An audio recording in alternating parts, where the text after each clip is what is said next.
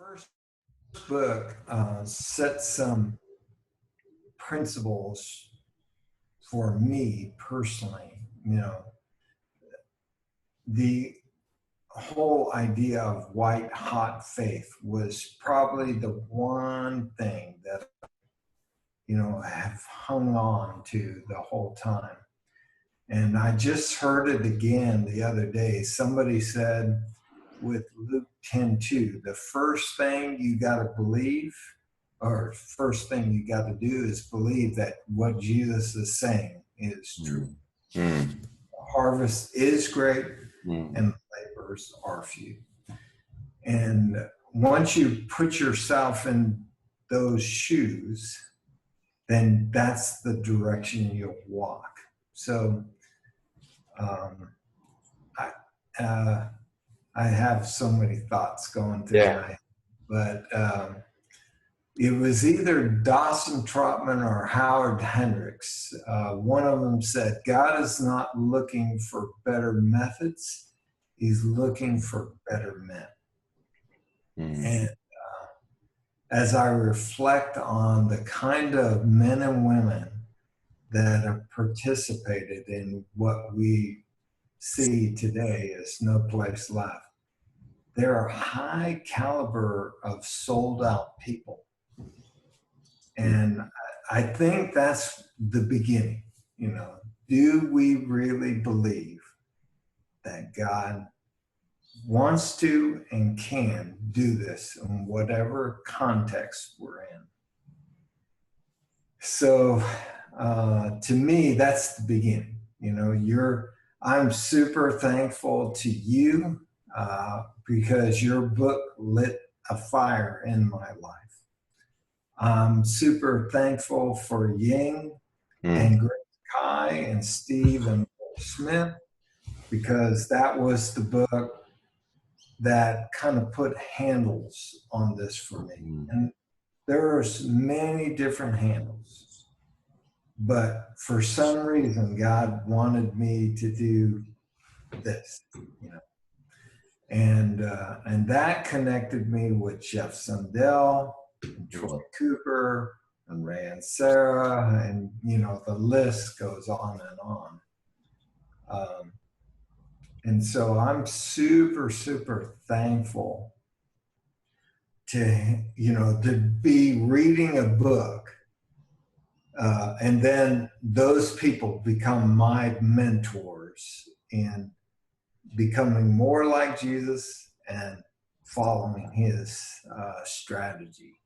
So in a lot of ways, it was the foundation of men and women like you and Michelle and Nathan and Carrie Shank. Yeah.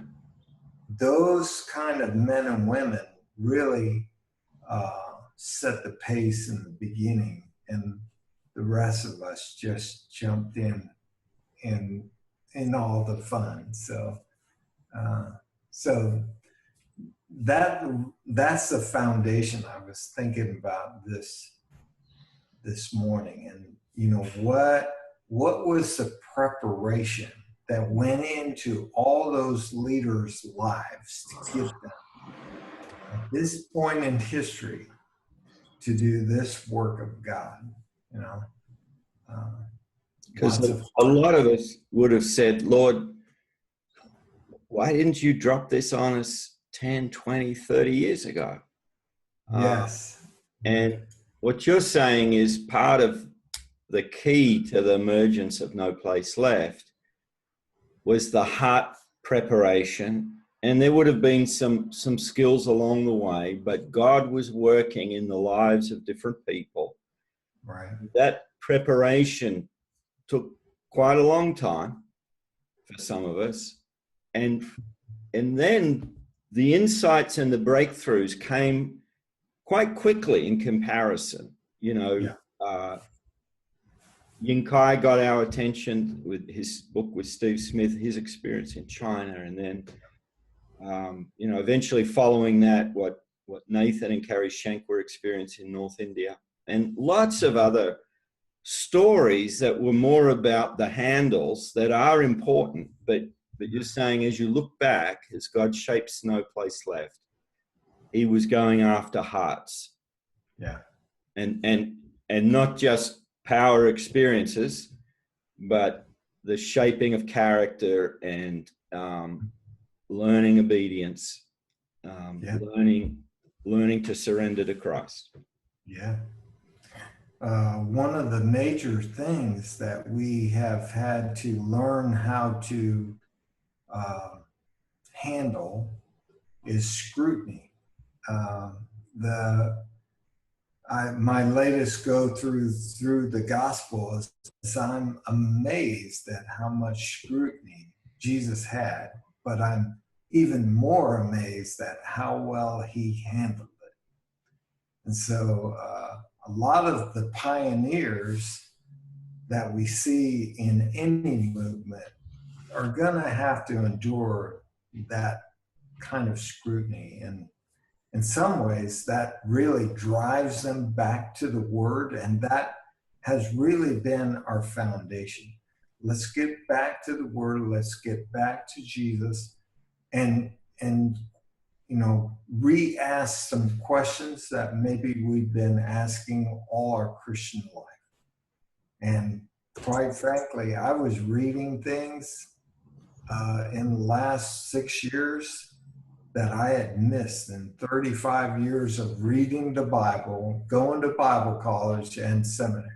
All that was foundational. I'm not, minimizing that in any way, but I went back to school 6 years ago, and I've been drinking from a fire hose ever since. So getting back. Can you think of an example or a couple of examples of where you've discovered things for the first time in the last 6 years? Yeah. Two things really stand out to me. One is the House of Peace. I never saw that. Oikos. Never saw that. And here is a foundational principle that Jesus not only prescribes, but practices all through his ministry, and I missed it. Another thing is the apostolic mobility of Jesus and Paul. I was always taught, and I believe some need to do this. You have to go deep with a few. Paul and Jesus did that, but they did it on the move. And that was a really big insight for me, having that kind of gifting. It freed me up. So I would take the band of disciples with me all over the world, and we'd go deep with them. But there were many people that are kind of like the demoniac or the woman at the well. You have a touch with them, and then they just go. And that investment is just as important as the apostolic band traveling around together. I never saw that. So, anyway. Great. How else, as you've sort of reflected, how else do you see God shaping? Well, why don't we start with what is No Place Left? Yeah, No Place Left is not an organization. Yeah. It's not a denomination. It's not just one church or an individual. It's a vision. And there's pure genius in that. No Place Left, out of Romans 15, 19 through 23, Paul says, there's no place left for me in this region. And we took that on as our mantle for no place left in the world. Every man, woman, and child has the opportunity to hear the gospel and respond. And that means the whole planet for us. And the genius about No Place Left is it's scalable. It's no place left my family, no place left my neighborhood, my city, the state, the country, the world. So it's very scalable, and it's super sticky. People just catch on to the vision. And that was part of your first book, you know, that vision. That vision was super sticky, and it just caught on like wildfire. So, and it's, you know, it's not a brand, it's a vision. It's not methods, it's a vision. Let's reach the world for Christ. So. Okay, but in that, Nathan Shank often talks about the planting of churches is the reset button. Yes. In other words, now there's a new group of people that are responsible to own the cause, to live it, and to multiply disciples and churches wherever they are. So along the way, as you're effective in reaching people, churches are being planted that, you know, the vision is you join the cause, and no place left in your world, and then where else could you make no place left? Yeah. I really loved what Nathan Shank, he talks about the process of the four fields and the movement. It's a holistic approach. And that's one of the keys to movement. You're not going to outsource any part of the ministry. You're going to be the church, and you're going to abide deeply in Christ. You're going to go to the lost. You're going to share the gospel. You're going to make the disciples. You're going to be the healthy church, and you're going to raise up the next generation of leadership. We're not outsourcing any of that. Now, we're not opposed to help, but we want to own this. As the priest of the believers, we want to own the mission that Jesus has given us. So that grows leaders very quickly when the bar is so high.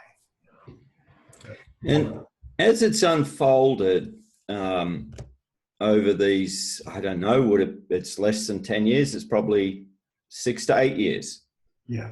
How have you seen God shaping things? Yeah, well, it started with you all casting vision. And so I should clarify, it started for you with me, but I'd want to say it began with guys like Jeff Sundell, but I was the link for you. Yeah, but see, you played an important role. You were the trumpet of the movement. Jeff Sundell was the lead pioneer, and then right behind him, Troy Cooper. And then we have the experience from South Asia with Nathan, from Asia with Steve and Ying. So all that threw gas on the fire. But there was this trumpet call. There was a clarion call. Let's do this in North America. And you can't practice the Father's heart for very long without going global. That's one of the unique things that I've seen about NPL practitioners. They may start local, but they get global very quickly. And so the way that I see that unfolding is you all made the clarion call. And I remember Tar Heel Lodge, Jeff invited me. And the standard to go to Tar Heel Lodge meeting was you need to fast for 40 days and you need to read the New Testament 10 times. And there was like 60 days before that. When I got that invitation and I said, if these are the kind of people that will fast for 40 days and read the New Testament 10 times in order to seek the face of God, to see a movement in the United States, I want to be a part of that group. And so for me, the big introduction was Tar Heel Lodge, but it really, in a lot of ways, started at Wheaton when Ying and Steve and Jeff Sundell did a presentation there. And then Jeff was very busy at doing what we call the L1, L2, level 1 and 2 trainings. Basically, share the gospel and start the beginnings of discipleship in church. And he was just going all over the country doing that. And you were picking up the podcasts from all that stuff.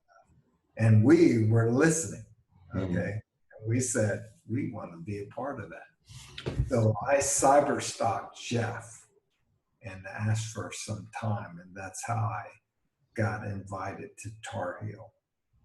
And what happened at Tar Heel for you to sort of galvanize this thing? Well, one, I was around other crazy people that actually believed that God could do this in America. You know, I was kind of wrestling with, you know, folks saying, well, that's India, that's China, it won't happen here. And so, and, you know, let's be clear, it does not look like India or China in the United States. But it sure has spread all over the world. And so Tar Heel was being around some really, you know, white hot faith kind of people.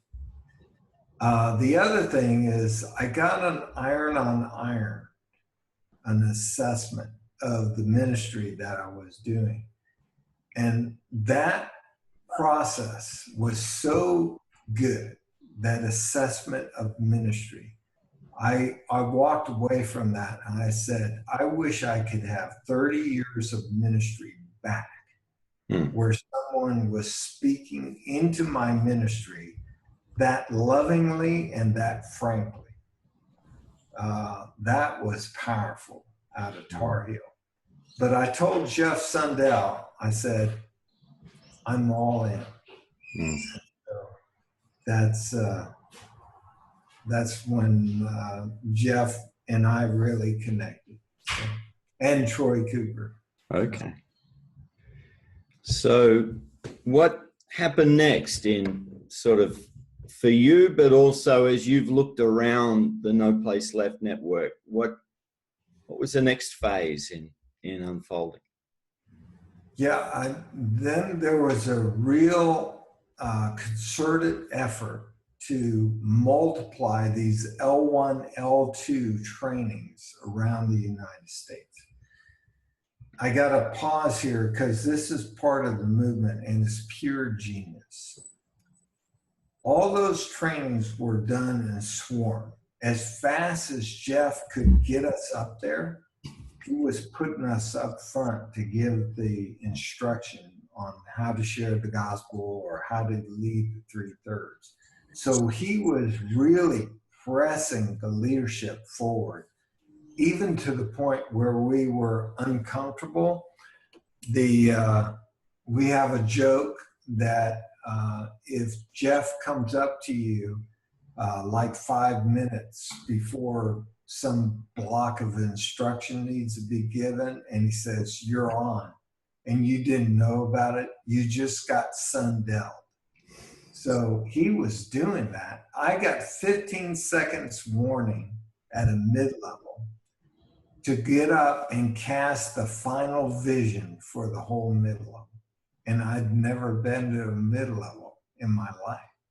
And so that's the kind of releasing authority, the entrusting, the believing in young leaders. And there's been messes. You know, Jeff's had to clean up behind us sometimes.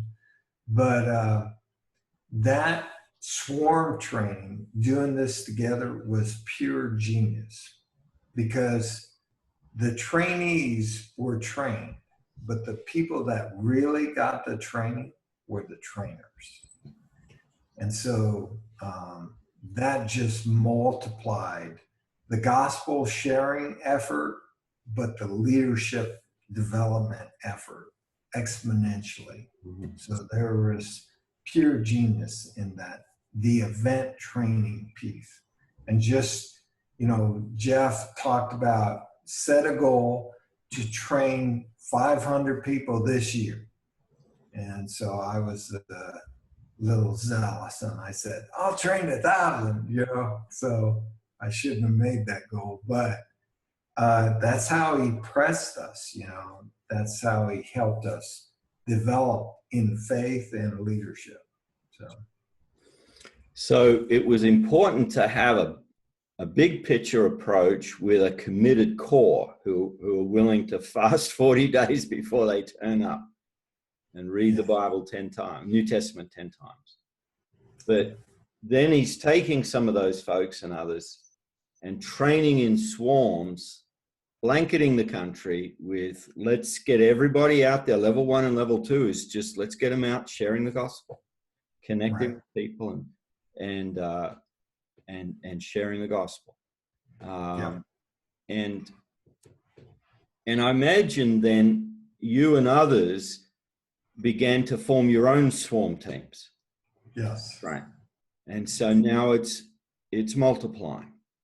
Right. What else did you see unfold? Yeah. One of the key things was, in our context, we were a little squeamish about calling it church. And we were erasing our discipleship groups as fast as we were making them. And Nathan Shank came and said, what is your conviction? What is your ecclesiology? And how important is getting to church, to the movement? And I think for a lot of us that, you know, we had some concepts and ideas, but when Nathan took us to the Word and we wrestled with ecclesiology firsthand, nobody's spoon feeding us theology. We're wrestling with it. All of a sudden, you know, the identity as church became crucial to us. And we owned it. And even though for some, it was a little weird that we were talking church in our context. And for others, it was, you know, downright wrong that we were doing that. But we took that conviction and we ran with it. And my ecclesiology has been so developed in the last 6 years. I don't know everything, but what I do know is that Jesus loves his bride, and the bride is the disciple-making factory, you know. And it's got to be church. If we shoot for anything less, then we're kind of putting a glass ceiling on our leadership. So if we go for church, now the sky's the limit as far as how much a leader can develop. Not everybody's going to lead a church, but let's not hold them back. Let's let the ones who can do it. So I'm just sort of thinking a couple of things. One was the reluctance, partly we don't always like what we see in church. So let's just give it another name, a discipleship group or a missional community or something. Is there also reluctance, if we call it church, we might see some pushback from people saying, well, by what authority do you do this? How could that be a church? Was it a bit of both there? Yeah, it's like a heavy mantle of responsibility. Wow, this is church, you know, that's what we're aiming at. Yeah. And then there was the scrutiny, you know, there was that piece that we don't have to get into all of that, because a lot of that scrutiny forced us back in the Word, and we had to do the math on this thing. And that was really, really good for us, you know, and for the body, I think. I think in America today, the complexion has changed on the normal, everyday disciple of Jesus baptizing. It seems like that's not even an issue anymore.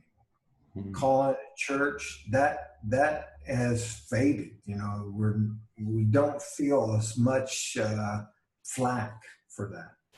Elders right now, that's probably the other thing that we're wrestling with them. But I feel like we're almost on the backside of that as well, because we've been able to go back to the Bible and just show, okay, where are the elders being appointed? How old are they in Christ? What's the difference between 1 Timothy 3 and Titus 1? And just going through the theology on eldership has been great for me, but I think it's been pretty eye-opening for a lot of other people. So on a lot of these issues, I just hear that that sort of pattern, rather than go back to somebody's book or someone's opinion or a denominational tradition. The pattern in No Place Left is, do the scriptures speak on this topic of what is a church, who can baptize, who can celebrate Lord's Supper, who can lead, whose responsibility is the Great Commission, those sorts of questions. And there's quite a digging in depth, just let's go straight back to the source, let's fast and pray and get together and let's talk about this. Right. And so decisions about different pieces of the strategy, it's not just strategy, there's good biblical theology in this. Yeah. And that seems to be a strong ethos. It's not just proof texting, but we're going to get into the word and see what it says and wrestle with how to live this out. Yes. And the cool thing that's happening in the movement right now, the first, I don't know, 3 to 4 years, I mean, our focus was on Matthew 8 through 10, Luke 8 through 10, and then Acts 13 through 20. I mean, we camped out in those passages. But now we're in this phase where we're looking at the epistles through a movement lens in light of what we've learned in the Gospels and Acts. And it is amazing. Now, when you look through Corinthians with those lenses, we just did this exercise last night. The Corinthian church was a train wreck. And yet, in 1 Corinthians 1 through 9, Paul unequivocally calls them a church, starts this laundry list of their identity in Christ. And so when you look at church through that lens, here's an early church planted by probably one of the second best church planters in history. And it's a train wreck. And yet their identity as church is secure. That's revolutionary when you look at the epistles through movement lens. So, yeah. I just like, before we sort of leave the early years, I'd just like to ask, and I know some people feel a bit uncomfortable to focus on individuals, but God has obviously used, Jeff and Angie Sundell to be the catalyst for this whole thing. I mean, he's drawn in others like Nathan Shanks, had a huge influence. And the example of Yin Kai and so many other people, and people have gone before, Bill Smith's played an amazing background role. Yeah. But, and you. yeah. Okay. I'm happy to be in it, but Jeff really stands out, and together with Angie as, the lead couple in this. Forget he might listen to this one day. What is it about Jeff that God has used? What's the contribution he's made as an example to other pioneers? Yeah. Okay. He's not listening. there was one day where a guy was questioning, why would I make Jeff Sundell my mentor? And he just didn't get it. You know, he'd met Jeff, seemed like a good old country boy, not exactly sharp, you know, that kind of stuff. Yeah, not polished. You know, if you look at the man of God rather than, you know, maybe the initial impressions that you get, here's a guy who's been fruitful as all get up around the world. Here's and Jeff and Angie. So as a couple, you know, here's two people who have endured so much for the sake of the gospel. You know, revolutions in Nepal and severe scrutiny here in the United States. And he's enduring this, and he's serving the bride, and he has a great attitude about, hey, I'm here to serve, but I'm also here to advance the kingdom. So we're not messing around. And the resolve and the work ethic, to me, I decided early on, I'm going to hook my wagon to this guy. As Paul said in 1 Corinthians 11:1, follow me as I follow Christ. I said, I'm going to follow Jeff as he follows Christ. And, you know, he's taken a lot of criticism, but I personally don't know of many other people on the planet that are as fruitful as Jeff and Angie Sundell. Mm. And every now and again, I scratch my head because he's unassuming. I remember being at one sort of mid-level with practitioners from around the world coming in. And I can't remember if it's 2 or 3 or 4 days, but I'd say 90% of the time, Jeff was sitting up the back. And his guys were presenting, guys he'd developed. I remember once saying, Jeff, let's do another podcast on what God's doing around America. You know, Jeff's a man. And he said, well, I'd really prefer if you spoke to Troy Cooper. You know, he flicked me off. And I'm sure he did that very consciously, not only because Troy is, and we've developed a friendship since then. But that's just his nature. I'm going to do this because I'm looking for my swarm. Yeah. And really, as much as what Jeff has achieved in terms of on US soil, many of his guys have surpassed what he's personally achieved because his in terms of the US, but his focus has been, I will do this and raise up couples who, and many of them are couples that are in this together. That's something that Jeff and Angie have modeled, that we're you know, a partnership in this. And I think it's his unassuming nature that he sort of gets under your guard. It's just Jeff, you know, he sells secondhand car parts. That's how he was earning his income when he started this in the States. That's right. I've got a car wrecker yard with my dad. In Booger Hollow. We sell parts in Booger Hollow. Anything else in terms of just how he functions as a leader that we could learn from? You know, you brought up the idea of he delegates quickly and he raises leaders up to shoulder height very quickly. Part of that is he's a humble guy, you know, and he doesn't want the credit. He just wants to see Jesus glorified, you know. And, you know, there are times when I feel like, man, I want to lead somebody to Christ. And Jeff has exhorted me more than once, you need to enjoy ministry vicariously. And so you don't have to lead all the people to Christ. Your guys can do it. And Jeff is that kind of guy. He doesn't need any credit.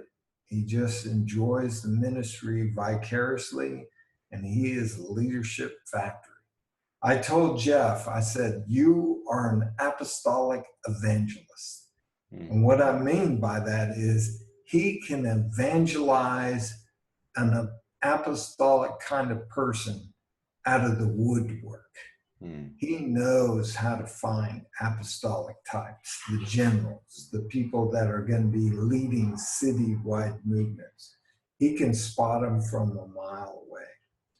And part of Jeff and Angie's ability to believe in people.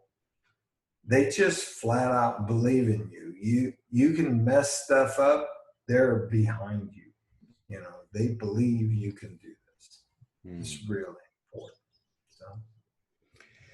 So I think we're in a new phase now with No Place Left, where it really is popping around the States, but in other parts of the world. Right. And each are sort of their own center of energy in the sense that they benefit from the connection with each other, but they're not bound or limited by that. You know, each center of energy can reproduce itself. It's going after No Place Left. Have you noticed that change? That now I think you could say it is a movement, because it's no longer Jeff's trying to launch something with a swarm team and, okay, we're getting some reproduction. But Jeff could go and play golf the rest of his life, and people would probably be a bit sad, but the movement would continue. So it's sort of shifted gears. Have you felt that in the last, couple of years, year or two? Part of the ownership on a broad base is, you brought up prayer and fasting. Jeff said, we ought to pray and fast this year, make a concerted effort. Well, when he started talking to people and we were putting a word out, there were people that were saying, hey, we were planning on doing that anyways. So they were starting to beat Jeff to the punch on different things. And so during that season, actually last year, the whole year, people have been praying and fasting for 40 days consistently on their own initiative, and so people are doing 4-day intensives on their own initiative. Jeff cannot run around all over the country and be at all these trainings, because Jeff and I sat down and we calculated that there's a training every single week around the country now. So the trainings are multiplying. This is a rough estimate based on the training and based on the people, but in the last year, we calculated about 100,000 people heard the gospel last year in the United States. Well, one man cannot do that. That he's multiplied his efforts, and people have owned the vision, and now it's just taking off. I was in Ecuador last week, and there were only 2 sessions of the 4-day that had to be translated.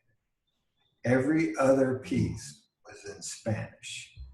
So there's ownership south of the border, all the way down in Ecuador, Peru, Colombia. There were 46 different Latin American pastors and missionaries from 8 different countries. Jeff Sundell was not there. He may or may not have known about the event. Well, I just, for sort of preparation for some writing I'm doing, I just interviewed Augie Martin, the American. There you go. He's away with probably connected with some of those people you met in Ecuador. You know, he and the multiple Spanish speakers he's training right across Latin American countries and in the US, we're going to reach 500 million. No place left for Spanish speakers. Yeah. We're going to mobilize Spanish speakers for world missions beyond the Spanish-speaking world. Yes. And Augie is, I regard him as an instant success, you know, 30 years in the making. Yeah. Like that, he's had a long, I think, 10 years where he's serving as a volunteer evangelist, seeing lots of fruit, but he didn't know how to multiply this thing, didn't know how to make disciples. Right. And just one 4-day training, you know, one conversation with, I think the brother's name was Scott, drew the 4 fields, and then one 4-day training with Troy, and then a trip down to Mexico. And this, you know, decades in the preparation, this spirit-filled, godly Latino, and it explodes. 18 months later, there are disciples and churches across Latin. I think he said about 500 new churches in the last 18 months, and that's just the beginning. Yep. So in that sense, it's now moved into no place left, into an expansion phase that has left Jeff Sundell and Angie Sundell behind, Yin Kai behind, Chuck Wood behind, Steve behind, because it's now got multiple centers, and people who may not even know some of those names who are pursuing. Yeah. It's a wonderful thing. In 30 years, some of those guys are going to be leading missionaries in the world. Yeah. They'll be the Nathan Shanks and the Jeff Sundells and Steve Smiths, you know. So that I am totally blown away at the caliber of the young people and the sacrifices that they're willing to make to see the world reach for Christ. I had a guy send me an email and said, I read Steve Smith's book, No Place Left, The Hastening. I'm ready to give my life for UPG. Will you train me? And I said, can you get here yesterday? I will train you. You know, this guy's willing to die for the gospel. Yeah. You know? So. Well, I was at the No Place Left gathering, and just to meet, you know, young, godly men and women with young families, and they're saying, you know, we're moving to Pakistan. And, you know, it's not a safe place for a young family. But they're doing it with joy in their hearts. They know what they're getting into, and they're doing it carefully. But they've abandoned the American dream to pursue no place left in the Muslim world. Yeah. Well, Jack, let's just assume one day in the future, a new generation's listening to this. They've found it in the archives somewhere. What would you say to them in order to help them, you know, continue this great work that God has begun? Yeah. Well, number one, I would say, know your Savior, know his heart for the world, and then believe that he is able and willing to finish the Great Commission in this generation, and then work like that. So first, you know, the fact that they pulled this out of the archives means that Jesus hasn't come back yet. So we ain't finished, right? So believe that this is your calling, and then work for all the glory and honor of Christ. Work hard to finish the task. And at the end of that, you'll hear the words, well done, my good and faithful servant. Enter into the joy of your master. It's worth it. Give your life for this.